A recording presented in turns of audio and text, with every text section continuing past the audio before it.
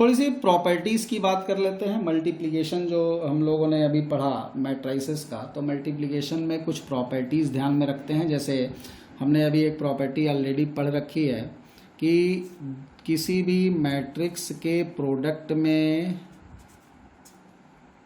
ये दोनों बराबर नहीं होते, ठीक है, यानी कम्यूटेटिव लॉ नॉट एग्जिस्ट्स। अब ऐसा नहीं है कि ये दोनों कभी बराबर ही नहीं होते, किसी पर्टिकुलर केस में हो जाए वो चलेगा, ठीक है, किसी केस में हो भी सकते हैं, ठीक। नॉट ऑलवेज इक्वल ऐसा नहीं है, हमेशा इक्वल नहीं होंगे, ये कहना गलत है। हाँ, कुछ इस ऐसी सिचुएशन बन सकती है जब दोनों का प्रोडक्ट आपस में इक्वल भी हो सकता है, ठीक। तो उस पर हम लोग अलग से चर्चा करेंगे, ऐसी स्थिति अगर आएगी तो। लेकिन इन जनरल दोनों आपस में इक्वल नहीं होते हैं। दूसरी एक इंपॉर्टेंट प्रॉपर्टी यहाँ पे है कि यहाँ पर अगर आपसे ये कहा जाए कि 3 मैट्राइसेस है अपने पास और मल्टीप्लिकेबल है, जैसे ए है, बी है, सी है, मल्टीप्लिकेबल मैट्रिक्स है, यानी ए बी सी का इस ऑर्डर में मल्टीप्लाई संभव है, तो ए बी का मल्टीप्लाई करके तब सी का मल्टीप्लाई करो और उसी ऑर्डर में बी सी का मल्टीप्लाई करके तब ए का मल्टीप्लाई करोगे तो ये सही होगा, यानी एसोसिएटिव लॉ एग्जिस्ट करता है। ये समझ में आ रहा होगा, इसको एसोसिएटिव लॉ कहते हैं। अगला एक पॉइंट है, मान लो कि ए बी और ए सी इक्वल हो जाता है, ठीक है। तुमने एक मैट्रिक्स ए का बी में मल्टीप्लाई किया, प्री ए है पोस्ट बी है, एक ए का सी में मल्टीप्लाई किया, प्री ए है पोस्ट सी है। तो जनरली बच्चों के अंदर आदत क्या होती है कि दोनों साइड से ए कैंसिल कर दिया तो बी इज इक्वल टू सी हो गया। ऐसा कतई नहीं है। इसका मतलब जो आपको लग रहा है कि बी और सी बराबर होगा, need not that B is equal to C. जरूरी नहीं है कि बी और सी बराबर होगा, यानी A B is equal to A C है तो बी सी के बराबर नहीं होगा। किसी पर्टिकुलर केस में हो जाए अलग बात है, लेकिन ऐसा इन जनरल नहीं होता है, ठीक है। क्योंकि आप एक चीज देख रहे हो, मैट्रिक्स का मल्टीप्लिकेशन अभी पीछे हम लोगों ने देखा कि मल्टीप्लाई जो अपन कर रहे हैं वो रो कॉलम मल्टीप्लिकेशन हो रहा है, एलिमेंट्स टू एलिमेंट मल्टीप्लाई हो रहा है। तो हो सकता है कि कुछ ऐसी सेटिंग हो कि आपस में नंबर को मल्टीप्लाई करके ऐड करने पर रिजल्ट तो सेम आ जाए, लेकिन बट ये जरूरी नहीं है। जैसे मान लो कि तुमसे कहा जाए कि 1 - 3 + 4 कितना आएगा, 1 - 3 + 4। जैसे अभी हम लोग मल्टीप्लाई कर रहे थे तो क्या कर रहे थे, करेस्पॉन्डिंग एलिमेंट को मल्टीप्लाई करके ऐड कर रहे थे। तो मान लो किसी 2 मैट्रिक्स का तुमने एक रो और उसके एक कॉलम को मल्टीप्लाई किया और 1 - 3 + 4 आया, तो 1 - 3 + 4 की वैल्यू तो 2 होगी, ठीक है, होगी। और मान लो कि 1 0 1 आ गया, 1 + 0 + 1 तो भी 2 होगी। तो 1 + 0 + 1 और 1 - 3 + 4 ये दोनों अगर एक पर्टिकुलर प्लेस पर आ रहे हैं तो रिजल्ट तो दोनों 2 दे रहे हैं, लेकिन ये दोनों 2 अलग अलग ऑर्डर के फॉर्मेट से आ रहे हैं। तो 2 मैट्रिक्स के इक्वल हो जाने का मतलब ये नहीं हुआ कि वो जिन दोनों को मल्टीप्लाई करके आए हैं उस तरीके से ये दोनों भी सेटिस्फाई उसको कर दें। हो सकता है कि ए और बी के प्रोडक्ट में तुम्हारा जो फर्स्ट प्लेस है वो 1 - 3 और 4 आया हो, ए और सी के प्रोडक्ट में जो फर्स्ट प्लेस है वो 1 0 1 आया हो, तो भी इसका फर्स्ट प्लेस 2 हो जाएगा और तो भी इसका भी फर्स्ट प्लेस 2 हो जाएगा, लेकिन दोनों तो अलग अलग हो गए ना, बी और सी। बात समझ में आ रही है? तो इस तरीके से इस चीज को ध्यान में रखना, समझा जा सकता है, ठीक है। अब यहां पर देखो एक प्रॉपर्टी और लिखते हैं। अगर मान लो कि बी और सी बराबर है, तब अगर पहले ही दे दिया जाए कि बी और सी बराबर है, तब ए बी और ए सी इक्वल होगा, तब ये सही होगा। अगर बी और सी बराबर है तब उसमें किसी अगर एक मैट्रिक्स से मल्टीप्लाई करते हो ए से और मल्टीप्लिकेबल हो तो ये दोनों आपस में इक्वल हो सकते हैं। एक चीज और यहां पर काफी इंपॉर्टेंट है, देखो ए प्लस बी अगर मैट्रिक्स है तो इसका जो होल स्क्वायर होता है वो ए² + 2ab प्लस बी स्क्वायर के बराबर नहीं होता। अब बोलोगे ये कौन सी बात हो गई, ये तो बचपन से फार्मूला पढ़ते आ रहे हैं। तो वो जो तुम बचपन से फार्मूला पढ़ रहे हो बच्चा, वो ए और बी दो नंबर के लिए पढ़ रहे हो, दो मैट्रिक्स के लिए नहीं पढ़ रहे हो। यहाँ ए और बी दो मैट्रिक्स है। अच्छा हो क्या रहा है यहाँ पे, इसको ज़रा समझने की बात करते हैं, एक्सप्लेन करते हैं इसको, ऐसा हो क्यों रहा है। ए प्लस बी का होल स्क्वायर एक्चुअल में होता क्या है, यही तो होता है। ए प्लस बी के होल स्क्वायर का क्या मतलब होता है कि ए प्लस बी में ए प्लस बी का मल्टीप्लाई। अच्छा, ए प्लस बी में ए प्लस बी के मल्टीप्लाई का क्या मतलब हुआ, इस ए का इन दोनों में मल्टीप्लाई और प्लस फिर इस बी का इन दोनों में मल्टीप्लाई। चलो ये रिजल्ट कितना आया, ए और ए का मल्टीप्लाई किया तो ए स्क्वायर आ गया। ठीक है, अच्छी बात है। ए और ए का ये याद रखना, ठीक है। इंटीग्रल रूल इसको बोलते हैं, यहाँ पर इंटीग्रल प्रॉपर्टी भी बोलते हैं। ए का ए में मल्टीप्लाई तो ए स्क्वायर होगा, ए का ए में फिर ए में मल्टीप्लाई तो ए क्यूब होगा, ए का एन टाइम मल्टीप्लाई कर दोगे तो ए का पावर एन होगा। इसमें कोई लोचा नहीं है, ये डायरेक्ट होता है। ए का अब बी में मल्टीप्लाई करोगे तो क्या होगा, ए बी। यहां पर हमने शुरू में आपको बताया था कि मैट्रिक्स के मल्टीप्लिकेशन में ऑर्डर इंपॉर्टेंट है। ऑर्डर इंपॉर्टेंट है मतलब किधर से मल्टीप्लाई किया जा रहा है वो इंपॉर्टेंट। तो यहाँ ए का मल्टीप्लाई बी में कर रहे हैं तो ए प्री साइड से जा रहा है और बी पोस्ट है तो ए बी लिखेंगे, बी ए नहीं लिख सकते क्योंकि ए बी और बी ए बराबर हो जरूरी नहीं है। प्लस अब इस b का a में मल्टीप्लाई करोगे तो b प्री जा रहा है, a पोस्ट हो रहा है तो ये ba होगा, और b का b में करोगे तो इंटीग्रल वाली प्रॉपर्टी से b स्क्वायर हो जाएगा। तो ये आ गया। अब चूंकि हम ये जानते हैं कि ab ba के बराबर हमेशा नहीं होता है, ab अगर ba के बराबर नहीं है तो क्या हम इन दोनों को मिला करके 2ab लिख सकते हैं क्या? अगर ab प्लस ba को हम 2ab लिखेंगे तभी तो ये फार्मूला सेटिस्फाई होगा। ए बी और बी ए अगर 2ab हो जाए, लेकिन क्या A B plus B A 2ab हो सकता है? क्या जरूरी है कि ए बी और बी ए बराबर हो? तो नहीं बराबर है, यानी कि ये 2ab के बराबर होगा, ये कहना गलत है। तो यहाँ पर a प्लस बी के होल स्क्वायर का जो फार्मूला लगेगा वो ये फार्मूला लगेगा, A square plus A B plus B A plus B square. ठीक है, क्वेश्चन में आपसे पूछ सकता है कि ये बताओ कि a प्लस बी का होल स्क्वायर इसके बराबर कब होगा? तो a प्लस बी का होल स्क्वायर इसके बराबर तब होगा जब ए बी और बी ए आपस में बराबर होंगे, क्योंकि जब ये दोनों बराबर हो जाएंगे उसको 2ab लिखा जा सकता है। ठीक, अब देखो इस तरीके की और भी क्वेश्चंस हैं और भी फार्मूले हैं जो आप पहले से पढ़ते आ रहे हो। जैसे ए स्क्वायर माइनस बी स्क्वायर की बात करें तो जनरली हम लोग इसको a प्लस बी और a माइनस बी लिख देते थे, लेकिन मैट्रिक्स में ऐसा नहीं होगा। क्यों नहीं होगा? एक्चुअल में यहाँ पर ये जो a प्लस बी और a माइनस बी का मल्टीप्लाई किया जाता है, ये होता कितना है? a का a में मल्टीप्लाई करोगे तो a स्क्वायर, a का माइनस b में करोगे तो माइनस ए बी, b का a में किया तो प्लस बी ए और इसका इसमें मल्टीप्लाई कर दिया तो माइनस बी स्क्वायर। अब यहाँ पर a square minus B square कब होगा? जब ये दोनों कट जाता है। अब जरूरी है कि ये दोनों कटे, ये दोनों कटेगा कब? जब दोनों बराबर होगा। तो दोनों अगर नहीं बराबर होगा तो नहीं कट पाएगा, यानी a square minus B square के बराबर इसका रिजल्ट हमेशा हो, जरूरी नहीं है। अब क्वेश्चन में पूछ दिया जाए कि इसकी वैल्यू इसके बराबर कब होती है, तो इसकी वैल्यू इसके बराबर तभी होगी जब यहाँ पर ए बी और बी ए इक्वल होगा, नहीं तो ये दोनों फार्मूला यहाँ पर एग्जिस्ट नहीं करेगा। इस चीज को ध्यान में रखिएगा। ठीक है, अब देखो एक प्रॉपर्टी अभी पीछे हालांकि डिस्कस कर चुके हैं लेकिन बता दे रहे हैं। ए का ए में मल्टीप्लाई किया तो इसको अपन ए स्क्वायर लिखते हैं मैट्रिक्स में, पीछे आ गया था अचानक से इसलिए लिख लिए थे। ए का अगर ए में फिर ए में मल्टीप्लाई कर दें तो इसको ए क्यूब लिखते हैं। इसी तरह से 4 बार कर देंगे तो ए का पावर 4। तो ये मैट्रिक्स में अलाउ है। कई लोगों को लग रहा होगा ये कौन सा मैथमेटिक्स बता रहे हैं, ये तो बचपन से जाना है। तो बचपन से तो बहुत सी ऐसी चीज़ें जानते थे जो यहाँ पे गलत होती जा रही हैं, तो इसीलिए बता दिया कि नहीं ये चीज़ यहाँ पे गलत नहीं होगी। जो बचपन से तो ए प्लस बी के होल स्क्वायर का फार्मूला भी जानते थे, तो गलत हुआ कि नहीं हुआ? तो हर चीज़ जब इस तरीके से मिक्स होने लगती है ना तो बच्चों को ये भी प्रॉब्लम होने लगता है कि कहीं ये भी सही होगा कि नहीं होगा। तो ये चीज़ खैर यहाँ पे सही है, इस पर कोई दिमाग लगाने की ज़रूरत नहीं है। अब एक चीज़ यहाँ पर ये देखो, ए आई और आई ए ये दोनों इक्वल होते हैं। आई थोड़ी देर पहले पिछले वीडियो में, पिछले लेक्चर में साथ जब हम लोग टाइप ऑफ मैट्रिसेस पढ़ रहे थे तो आई के बारे में बताए थे कि आई आइडेंटिटी मैट्रिक्स होता है, याद आ रहा है।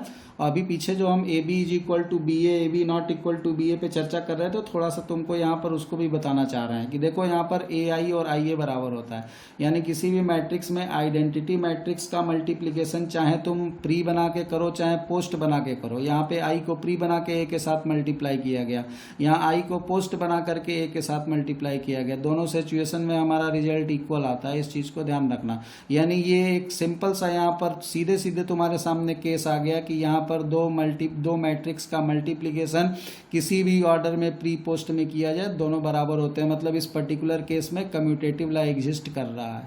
ठीक है, और इस केस में आई ए की वैल्यू ए के ही बराबर होती है, क्योंकि आई आइडेंटिटी है। जिस तरह से नंबर में 1 का मल्टीप्लाई करने पर कोई फर्क नहीं पड़ता, 1 क्या कहलाता है, आइडेंटिटी कहलाता है। 1 को कहते हैं मल्टीप्लिकेशन की आइडेंटिटी, क्यों, क्योंकि 1 किसी भी चीज में मल्टीप्लाई हो जाता है और उस पर कोई फर्क नहीं डालता है। ऐसे ही यहाँ जो आई है ये मैट्रिक्स की मल्टीप्लिकेटिव आइडेंटिटी कहलाती है, क्योंकि ये किसी भी मैट्रिक्स में मल्टीप्लाई होकर के उस पर कोई इफेक्ट नहीं डालती है।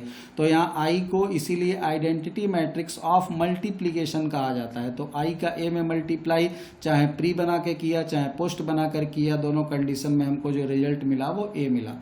एक बहुत ही इंपॉर्टेंट यहाँ पे प्रॉपर्टी और डील करने जा रहे हैं, उसको जरा ध्यान से देखो। अगर ए बी का प्रोडक्ट 0 आ गया, 0 मतलब एक नल मैट्रिक्स आ गया, यहाँ पे m क्रॉस n हम नीचे लिख देते हैं, ये नल मैट्रिक्स की बात हो रही है, दो मैट्रिक्स का मल्टीप्लाई किया गया।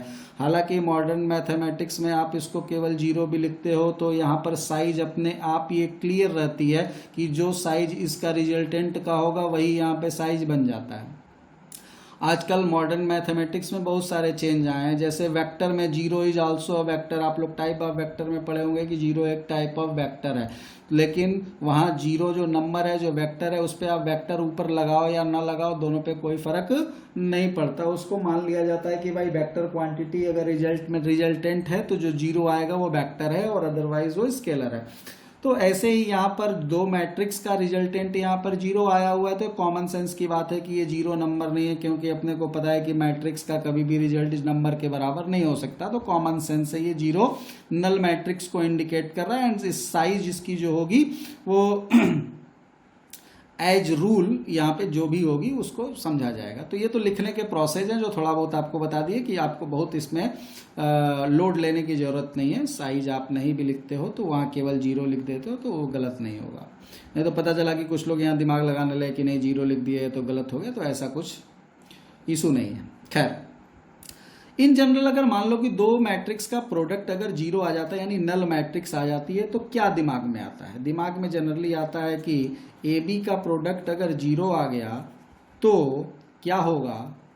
जो आपके दिमाग में आता है आइदर ए 0 होगा या बी 0 होगा या दोनों 0 होंगे।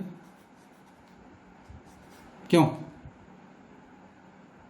अगर दो मैट्रिक्स का प्रोडक्ट 0 आ रहा है तो क्या कॉमन सेंस से आप समझ रहे हैं यहाँ पर कि भाई दो चीज़ों का प्रोडक्ट अगर 0 आ रहा है तो या तो ए 0 होगा या तो बी 0 होगा या दोनों 0 होंगे। बहुत अच्छी बात है, लेकिन यहाँ पर एक इम्पॉर्टेंट पॉइंट क्या है कि अगर ए बी का प्रोडक्ट 0 है then A not equal to 0 और बी नॉट इक्वल टू 0 भी हो सकता है।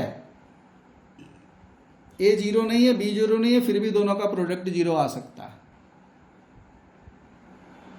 अब बोलोगे सर ये कौन सी बात हुई यार, ये तो कुछ समझ में नहीं आया। तो इसको समझने के लिए थोड़ा सा हम लोग, इसका कोई डेरिवेशन नहीं कराएंगे, इसको थोड़ा सा हम लोग मल्टीप्लिकेशन को ही थोड़ा दिमाग से सोचने की समझने की कोशिश करेंगे। जैसे हम लोग दो मैट्रिक्स का मल्टीप्लाई कर रहे थे। अच्छा, दो मैट्रिक्स का मल्टीप्लाई करके अगर एलिमेंट 0 आ गया सारा तो नल हो गया। मान लो कि दो मैट्रिक्स 0 नहीं है, जैसे हम यहाँ जनरली एक छोटा सा एग्जाम्पल लेकर के इसको समझाने का प्रयास करते हैं। यहाँ मान लो हमारे पास 1 है, -1 है और 3 है, एक जनरल सी बात करते हैं। और एक और यहाँ पे एग्जाम्पल ले लेते हैं, इसका जो पहला एलिमेंट है वो -1 है और इसका एलिमेंट जो है वो 1 है और ये सपोज कर लो कि तुम्हारा 0 है। ठीक, तो इसका अगर हम मल्टीप्लाई करें, मान लो ये इसका पहला रो है और ये इसका पहला कॉलम है।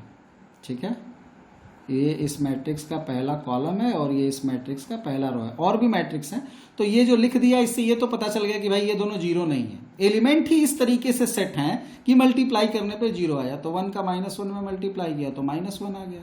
और मान लो यहाँ पर भी माइनस है थोड़ी देर के लिए, तो अब इस -1 का इस -1 में मल्टीप्लाई किया तो +1 आ गया, 3 का 0 में मल्टीप्लाई किया तो 0 आ गया। तो इसका इसमें मल्टीप्लाई करके जो रिजल्ट आएगा वो रिजल्ट एलिमेंट जो होगा वो यहाँ पे क्या आएगा, 0 ही तो आएगा। हो सकता है इसी तरह से सारा एलिमेंट इस तरीके से सेट हो कि आपस में ये जो ऑर्डर्ड में मल्टीप्लाई करके ऐड कर रहे हैं उनका मल्टीप्लाई और ऐड करने पे सारे एलिमेंट 0 0 0 बन जाए। पॉसिबल हो सकता है कि नहीं हो सकता है? जैसे यहीं देखो ये और ये दोनों 0 नहीं थे, ना तो ये 0 था ना ये 0 था, लेकिन इनका मल्टीप्लिकेशन जिस तरीके से मैट्रिक्स में किया जाता है उस प्रोसेस से अगर इसका मल्टीप्लाई करके हमने ऐड किया तो रिजल्ट 0 आ गया। ऐसे ही सारे एलिमेंट अगर सेट करके लिख दिए जाएं तो दोनों आपस में 0 नहीं है, फिर भी मल्टीप्लाई करने पे 0 मिलने के चांस हैं कि नहीं है? हैं। वही हमने यहाँ पर लिखा कि अगर दो मैट्रिक्स ए बी का प्रोडक्ट 0 आ रहा है, नल मैट्रिक्स आ रहा है, तो ये जरूरी नहीं है कि दोनों 0 ही होना चाहिए। कोई 0 नहीं होगा फिर भी दोनों का प्रोडक्ट 0 आ सकता है। ठीक है, इसको नाम दिया जाता है हायर क्लास में, हालांकि ये नाम आपको यूज करना पड़ेगा, विदाउट जीरो मल्टीप्लीकेशन।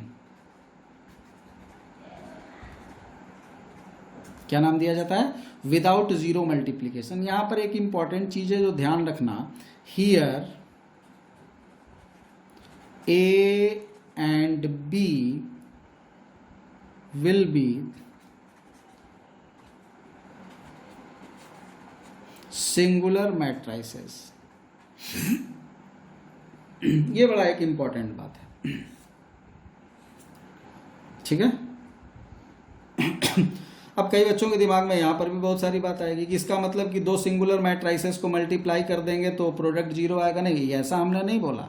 हमने बोला कि अगर दो मैट्रिक्स को तुम मल्टीप्लाई करते हो और दोनों 0 नहीं है और फिर भी उनका रिजल्ट 0 आ जाता है, तो ऐसी सिचुएशन में जो वो दोनों मैट्रिक्स रही होंगी वो दोनों सिंगुलर रही होंगी। ये कतई मत दिमाग में सोचिएगा कि दो सिंगुलर मैट्रिक्स को मल्टीप्लाई करने पर हमेशा 0 आता। नहीं, अगर multiplication of two non zero matrices 0 आ रहा है या नल आ रहा है, then the both matrices should be singular matrices. ठीक है, या will be singular matrices. Singular होंगी। सिंगुलर का मतलब पीछे बता चुके हैं प्रॉपर्टी में कि उनका डिटर्मिनेंट 0 होना चाहिए।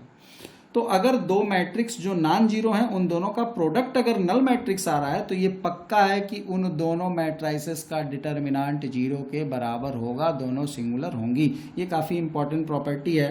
हालांकि इस प्रॉपर्टी की अभी कोई फिलहाल आपको ज़रूरत यहाँ पर आईटी एडवांस तक नहीं पढ़ने वाली है। हायर लेवल में आप जब भी हमने शुरू में ही बता दिया था कि मैट्रिक्स डिटर्मिनेंट का आपको यहाँ पे आईआईटी मेंस में या जेई में क्वेश्चन तो खूब पूछता है, बट इसकी ABCD ही पढ़नी है। बहुत स्टैंडर्ड लेवल तक इस चैप्टर को लेकर के नहीं जाना है।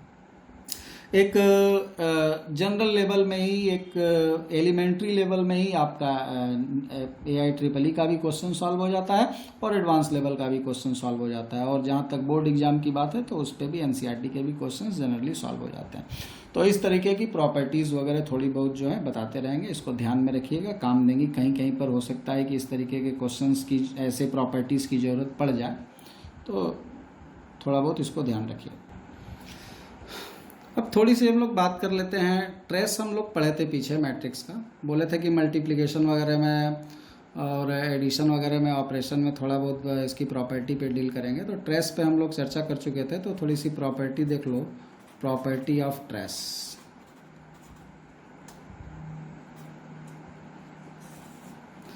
ट्रेस ऑफ मैट्रिक्स में हमने बताया था कि किसी भी मैट्रिक्स का ट्रेस का मतलब क्या होता है, उसके डायगोनल एलिमेंट का सम। मैट्रिक्स अगर स्क्वायर है और उसके डायगोनल एलिमेंट को आपस में ऐड कर दिया जाता है तो जो रिजल्ट आता है उस मैट्रिक्स का ट्रेस कहलाता है। वीडियो में पीछे जाकर के आप ये देख सकते हो। ट्रेस की प्रॉपर्टी में अगर बात करें तो अगर मान लो कि अपने पास ट्रेस निकालना है किसी मैट्रिक्स का स्केलर लैम्डा से मल्टीप्लाई करके। लैम्डा कोई स्केलर है, ए कोई मैट्रिक्स है, तो इसकी जो वैल्यू आती है वो trace of A into lambda के बराबर होती है। कोई फर्क नहीं पड़ता। ऐसे भी सोचो ना, किसी भी मैट्रिक्स के में स्केलर का मल्टीप्लाई करने का क्या मतलब हुआ। किसी भी मैट्रिक्स में अगर तुमने स्केलर से मल्टीप्लाई किया मतलब उस मैट्रिक्स के हर एलिमेंट में उस स्केलर से मल्टीप्लाई हो गया। तुम अगर उसका ट्रेस निकालोगे तो डायगोनल एलिमेंट का सम करोगे और हर एलिमेंट में लैम्डा का मल्टीप्लाई होगा। लैम्डा तुम कॉमन ले लोगे तो सारे डायगोनल एलिमेंट के सम के बराबर आ जाएगा, तो लैम्डा कॉमन लेकर के डायगोनल एलिमेंट का सम जो होगा ट्रेस उसी के बराबर ये वैल्यू आएगी। प्रॉपर्टी ध्यान रखना, डायरेक्ट कई बार प्रॉपर्टी से भी क्वेश्चन आया हुआ है मेंस और एडवांस दोनों में। दूसरी एक प्रॉपर्टी यहाँ पे ट्रेस की हम देख सकते हैं कि मान लो अगर हमसे कहा जाए कि ट्रेस निकालो दो मैट्रिक्स के सम का, यानी दो मैट्रिक्स का सम करके ट्रेस निकालो, और हमने क्या किया कि दोनों मैट्रिक्स का अलग अलग ट्रेस निकाल करके और दोनों मैट्रिक्स के ट्रेस को आपस में ऐड कर दिया, तो उस समय जो रिजल्ट होगा दोनों इक्वल होगा। यानी दो मैट्रिक्स का सम करके ट्रेस निकालो या ट्रेस निकाल करके सम करो, दोनों का रिजल्ट सेम ही आएगा। एक प्रॉपर्टी यहाँ पे और भी है कि ट्रेस जो दो मैट्रिक्स के प्रोडक्ट का होता है वो किसी भी ऑर्डर में प्रोडक्ट किया जाए वो बराबर होता है, ये याद रखना। ए बी इक्वल बी ए के हो या न हो, यहाँ पे हम लिख देते हैं either A B equal to B A और A B not equal to B A B A के बराबर हो तो भी और ना बराबर हो तो भी, दोनों कंडीशन में ट्रेस दोनों का आपस में बराबर होगा, ट्रेस इक्वल ही होगा। दो मैट्रिक्स के प्रोडक्ट का चाहे वो आप प्री पोस्ट चेंज करके मल्टीप्लाई करो, दोनों जो रिजल्ट आएंगे दोनों के डायगोनल एलिमेंट के सम हमेशा सेम होंगे। ठीक है, डायगोनल एलिमेंट का सम हमेशा सेम होगा, यानी ट्रेस जो होगा वो सेम आएगा आपस में, चाहे वो प्रोडक्ट इक्वल ना हो तो भी ट्रेस इक्वल आएगा, और इक्वल है तब तो ट्रेस इक्वल आना ही है, कॉमन सेंस की बात है। तो ये रहा ट्रेस का कुछ प्रॉपर्टी। अब ट्रेस की प्रॉपर्टी के बाद हम लोग एक टाइप और पढ़ने जा रहे हैं,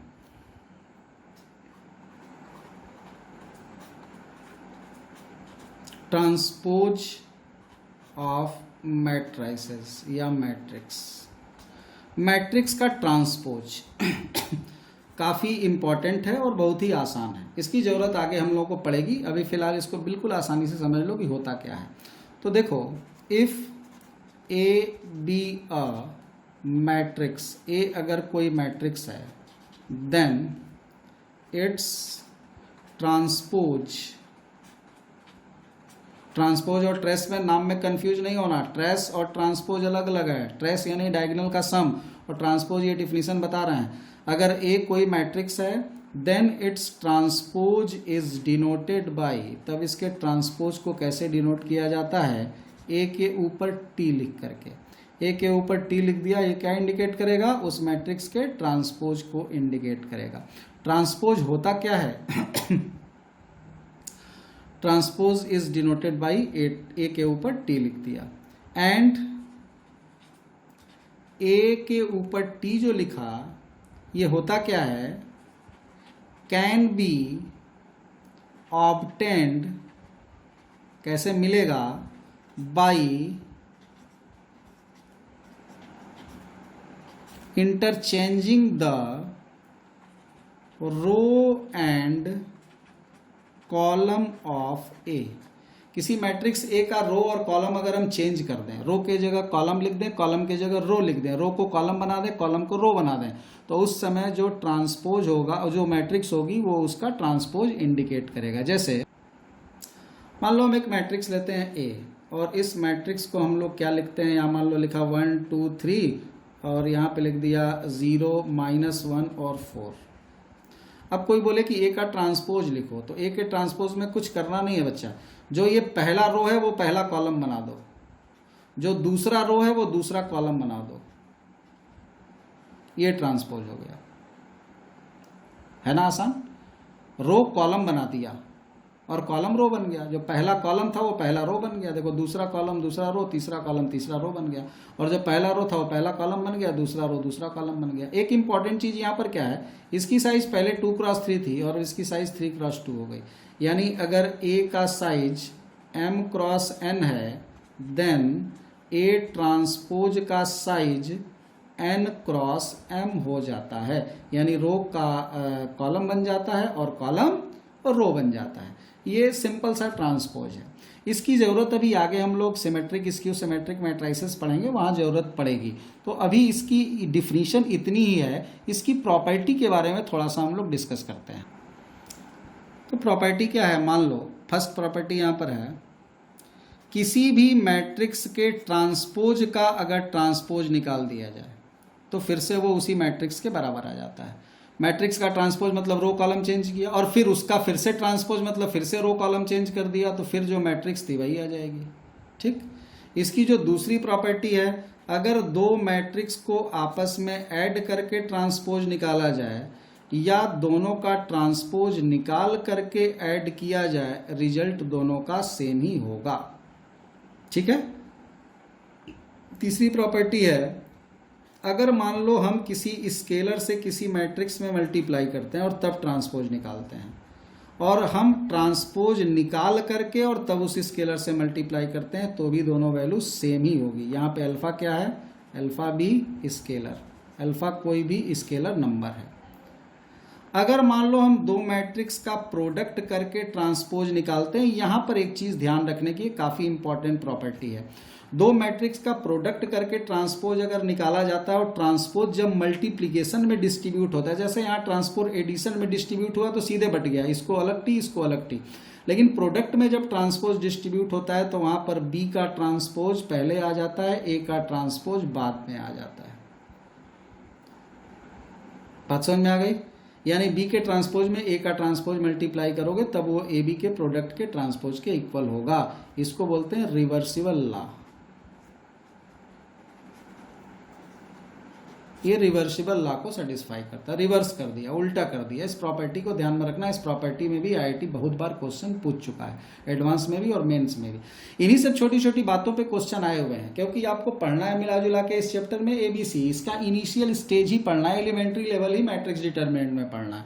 इन्हीं एलिमेंट्री लेवल पे एडवांस भी क्वेश्चन पूछता है, मेंस भी क्वेश्चन पूछता है और बोर्ड भी क्वेश्चन पूछता है। क्वेश्चन का स्टैंडर्ड थोड़ा सा चेंज कर दिया जाता है, बस यही फर्क पड़ता है।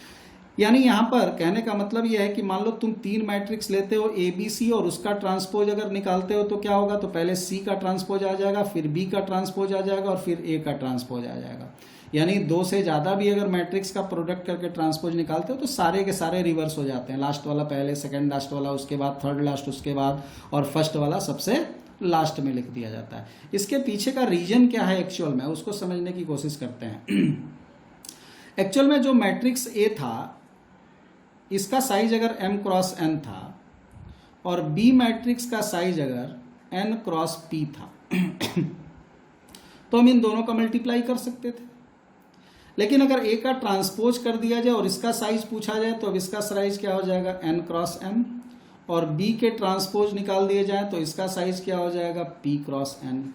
अब हम A ट्रांसपोज और B ट्रांसपोज का प्रोडक्ट नहीं कर सकते। अब यहाँ बोला जाए कि मल्टीप्लाई करें तो ये देखो A ट्रांसपोज का कॉलम कितना हो गया m और B ट्रांसपोज का रो कितना हो गया p, तो ये दोनों बराबर नहीं है इसलिए मल्टीप्लाई नहीं हो पाएगा। यहाँ पर A transpose B transpose exist नहीं करेगा, नॉट एग्जिस्ट। ठीक है। लेकिन अगर B ट्रांसपोज A ट्रांसपोज देखा जाए तो देखो B transpose A transpose exist करेगा क्या, पहले B फिर A, तो पहले वाले प्री वाले का कॉलम और पोस्ट वाले का रो बराबर है। इसको पहले लिख दिया तो ये कॉलम और इसका रो लेंगे, इसका कॉलम और इसका रो देखते हैं तो इसका कॉलम कितना है m n और इसका रो कितना है n, तो देखो यहां पर ये एग्जिस्ट करेगा। ठीक है। यानी अगर ए बी एग्जिस्ट कर रहा है तो A transpose B transpose exist करेगा, ये भी जरूरी नहीं है, लेकिन B ट्रांसपोज और A ट्रांसपोज डेफिनेटली एग्जिस्ट करेगा। अगर AB एग्जिस्ट कर रहा है तो B transpose A transpose exist करेगा। AB एग्जिस्ट कर रहा है तो जरूरी नहीं है कि A transpose B transpose exist करे। तो मेनली आप इन दोनों प्रॉपर्टी को ध्यान में रखिएगा, इस पे काफ़ी क्वेश्चंस पूछे हुए हैं। ठीक है।